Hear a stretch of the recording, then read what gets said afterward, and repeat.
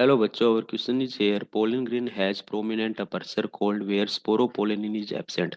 देखिए यहाँ पे पोलन ग्रेन की बात की है। तो ये जो पोलन ग्रेन है, अगर मैं इसकी स्ट्रक्चर की बात करूँ तो इसके हमारे पास में टू लेयर मिलती है। बाहर की जो लेयर होती है, आउटर लेयर जो होती है, इसको हम क्या कहते हैं, एक्साइन कहते हैं। और ये जो हमारा एक्साइन है स्पोरोपोलेनिन का बना होता है। और स्पोरोपोलेनिन के लिए हम क्या कहते हैं बेटा, ये हमारे प्लांट किंगडम का हार्डेस्ट मटेरियल है। हमारे प्लांट किंगडम का ये क्या है, हार्डेस्ट मटेरियल है। जैसे एनिमल किंगडम के अंदर हम अगर बात करें तो हमें कौन दिखता है, इनेमल दिखता है। वैसे ये हमारे पास में हार्डेस्ट मटेरियल प्लांट किंगडम का कौन होता है, स्पोरोपोलेनिन, जो एक्साइन लेयर बनाता है पोलन ग्रेन की।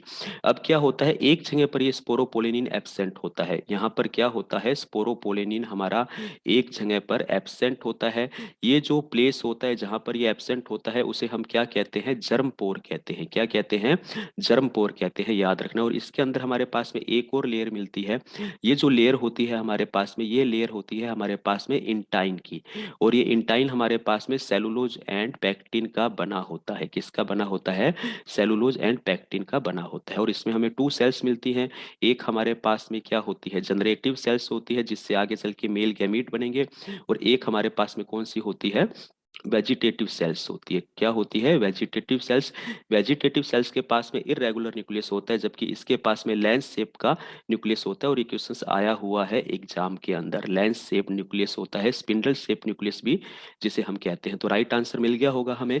तो हम कह सकते हैं पोलन ग्रेन क्या रखता है बेटा, एक साइन रखता है। इसके पास में हैज प्रोमिनेंट अपर्चर है, जिसे हम क्या कहते हैं, जर्म पोर कहते हैं। और यहाँ पर हमारा स्पोरोपोलेनिन क्या होता है बेटा, एब्सेंट होता है। तो ये हमारा राइट आंसर है। फर्स्ट ऑप्शन को देखें तो इंटाइन तो होता नहीं, गलत हो गया। सेकंड ऑप्शन को देखिए, एक साइन है, जर्मपोर है, एब्सेंट है, यानी कि बी ऑप्शन सही जाता है। तो यहाँ एक साइन है, जर्मपोर है, यहाँ एब्सेंट होता है स्पोरोपोलिन, इसलिए ये सी गलत हो गया।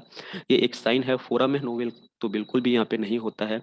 तो ये ऑप्शन भी हमारा गलत हो गया। ऑप्शन बी हमारा यहाँ पर क्या है, बिल्कुल राइट आंसर है। Thank you.